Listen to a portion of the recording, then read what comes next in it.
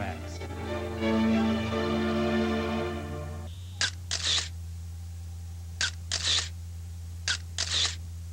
You work hard, and you're good at what you do. People depend on you. But if you were injured in an accident, and if it wasn't your fault, you would need someone you could depend on. If you or someone you know is injured in an accident, talk to someone that you know is on your side. Call Hames, Anderson, and Whitlow for results you can depend on. Hames, Anderson, and Whitlow, just the help you need.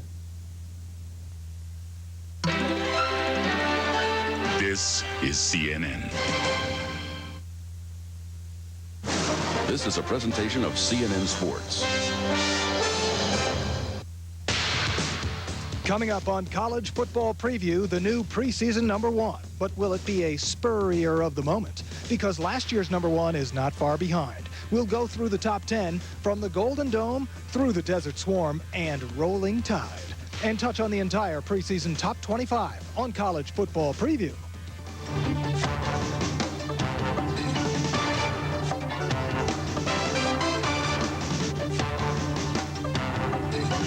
This is College Football Preview with Paul Crane and analyst Danny Sheridan. Good morning and welcome to College Football Preview. I'm Paul Crane alongside analyst Danny Sheridan, who just returned from Gainesville, Florida, home to the new preseason #1 Florida Gators, as voted by the USA Today CNN Coaches Poll. I would think they're very fired up, aren't they? Oh, absolutely. Headlines in the paper, we're #1. I think the last time Florida was #1 with Paul was 1985 for 1 week. Then you'd probably have to go back to the late 1600s. They're already hawking T-shirts. You know, we're #1. Steve Spurrier's a heck of a coach. This is a good football team, but boy, what a tough schedule. Well, making a pilgrimage to the top, at least right now, and we'll get right at a look at the new top 10, according to the coaches. Florida, again, #1, with the defending national champions, a close #2. Nebraska will start right where it finished after that tough Orange Bowl loss to the Seminoles at #3. Notre Dame, a preseason #4, with Michigan starting another year with its usual high expectations. Miami may not have shown up in the Fiesta Bowl New Year's Day, but shows up here at #6. Colorado 7, Arizona and its Desert Swarm defense #8, Penn State and Alabama rounding out the top 10. Florida comes into the new season riding more than the high of its thumping of previously unbeaten West Virginia in the Sugar Bowl New Year's night. Even losing running back Eric Rhett, the Gators return a potent offense with 2 experienced quarterbacks. Both Terry Dean and Danny Wuerffel give Coach Steve Spurrier reason to be confident. He's made a number of changes in his last in the SEC pass defense, but at #1, Florida starts where every team would like to finish. We're not thinking national championship unless we were lucky enough at the end of the year to possibly be in position to do that.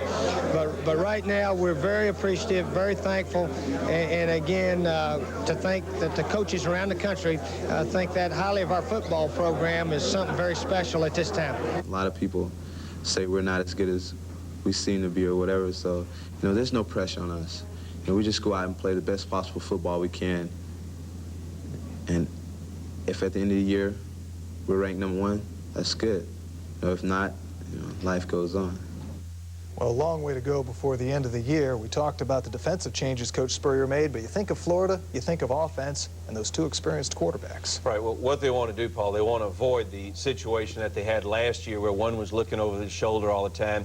Terry Dean is the #1 quarterback. Danny Wuerffel is named designated 1A. Great position to be in, 2 good, experienced quarterbacks. Well, if it's Dean's job to lose right now and without looking over his shoulder, when he looks behind him in the backfield, no more Eric Rhett. Who's going to replace him at the tailback spot? Well, the tailback spot, Paul, is the most integral part of Steve Spurrier's offense. He'll go with a redshirt freshman, Elijah Williams. If for some reason he gets injured or he doesn't do well, Fred Taylor, a true freshman. A lot of inexperience. Those 2 guys are very talented, but hey, they've never carried the ball for Florida. Which means there's inexperience at perhaps the most important offensive position in that offense, which is not a fullback or tight end oriented offense. That's true, but again, great athletes. All right. Well, Florida will eventually get its annual game with Florida State, the last game of the regular season, but there's plenty on the table before November 26th for the Seminoles. Florida State will have to replace Heisman Trophy winner Charlie Ward, but won't have to fix much else. The team is loaded on both sides of the ball, but will now look to junior Danny Kanell to get through its 8 ACC games in one of the toughest non-conference schedules in the country. Danny Kanell started 1 ball game and threw 5 touchdown passes, had no interceptions, no sacks. You know, now if he can play like that every Saturday, we'd be all right.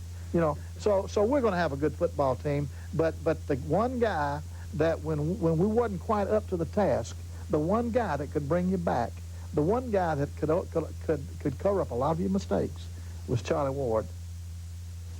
Well, if Cannell can throw 5 touchdown passes every week, I guess it will be all right. But it's almost impossible for Cannell to do every week what he did against Maryland. However, the Seminoles are expecting him to be pretty good and aren't necessarily making a whole lot of changes because Ward is gone, are they? Well, he's got 2 things in his favor. He's got a great first name, Paul, highly recruited, and the only reason why this kid didn't start last year, obviously, he was playing behind a Heisman Trophy candidate.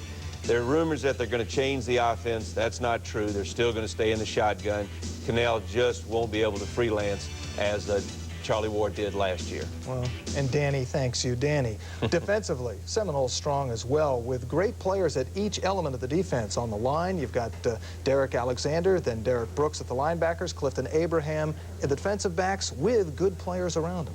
Right, but the defense, as good as they are, they're going to have to step it up this year, Paul. And the reason is when the defense took the field last year, they were either ahead in the first quarter or the game was over by the second half. So as the defense will be better, and they better be better because they're not going to have that luxury this year. It was a pretty different situation. They were able to just pin their earbacks and get after it, which is not going to be the case, you don't think, this year. No, it's a lot of fun when the game's over at halftime or when you're ahead 14-0 in the first quarter. That's right. Through the first several games, the defense had outscored the Florida State's opponents totally. Right. So you'll have a good offense, obviously, at Florida State, but not like last year. Well, another team with something to prove is Nebraska. The Huskers may have lost 2-time Big 8 rushing leader Calvin Jones to the NFL, but it still returns the most potent running game in the Big 8 Conference, with a tougher schedule that should get Nebraska more respect, if nothing else. We were a field goal away. We only lost by 2 points in the national championship game. What if we go out and perform the way we did last year and get to the national championship game? Yeah, maybe we can pull it off this year. Hopefully we're good. Last year we thought we'd be good. We expected to be good. We were good, and same way this year. I think it's fair to say Nebraska opened more eyes in that Orange Bowl loss to Florida State 18-16 than it did with its 11-0 record going into that game, don't you think? No, that's a good point. In fact, I would say, Paul, they probably got more respect from that game last year than when Tom Osborne went for 2 points in the 1984 Orange Bowl against Miami and forego. If he kicks the extra point, he wins the national championship. So, yes, a lot of respect, and deservedly so. And, of course, coming into this season now, Tom Osborne, perhaps the biggest coaching name, still looking for his first ever national championship now that Bobby Bowden got his a year ago, and running that offense. The key, quarterback Tommy Frazier, is he not? Absolutely. And Frazier, he would be my sleeper choice for the Heisman Trophy winner. As Tommy Frazier goes, so goes Nebraska's offense. And that offense, they're going to be favored in all of 12 regular season games. And while Nebraska doesn't necessarily need to open things up this year, the team should be better, perhaps even than it was a year ago. Oh, I think they'll definitely be better. And again, it's more experience for Tommy Frazier. That makes the difference. And a well-coached ball club, and more importantly, a fairly easy schedule compared to some teams in the top 5. Which means they could be hanging around again when we get to New Year's Day. They will be hanging around again, and deservedly so if they go undefeated. Well, we've only scratched the surface of the new top 10 here, and still ahead, we'll look at the new quarterback era finally ready to start at Notre Dame, where Ron Paulus is set to take the helm for the Fighting Irish. But that's just part of what's still ahead. Michigan Wolverines hope to shed sheep's clothing by tying one on the rest of the Big Ten, and Miami's Dennis Erickson feeling some heat when College Football Preview continues. What is it about Ford Taurus that makes it America's best-selling car? Is it Taurus SHO with its amazing handling and 24-valve, 220-horsepower performance, its driver-oriented interior, or the unique ways SHO finds to reward the driver like no other performance sedan? Ford Taurus SHO, another reason why Taurus is the best-selling car in America. Again. We're challenging shoppers to compare X14 mildew stain remover to Tilex. Oh, look at that. X14! It changed from almost like black to white. The Tilex side still is brown. X14 is something I would definitely buy.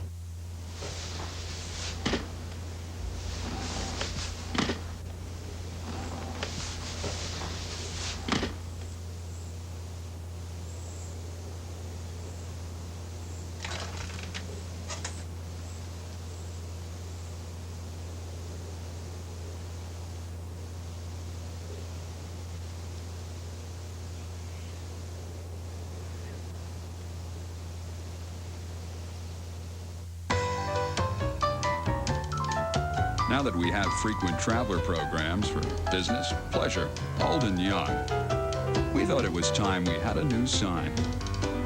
Your best bet is a Best Western. I thought we deserved it in '89. Y'all pointed out I was wrong. And even I am smart enough that I can learn. I'm not very smart, but I can learn. Y'all were right. In '89, you're absolutely right. And if that's the way the scenario is, I would expect you to be right again in '93. Oh, and we know how that turned out, don't we? There is no doubt Notre Dame had a legitimate claim to at least a share of last year's national championship with its mid-November win over Florida State. But those head-to-head rules, which gave Miami its 1989 title, somehow changed a year ago. It should be no surprise the Irish are loaded again. That massive offensive line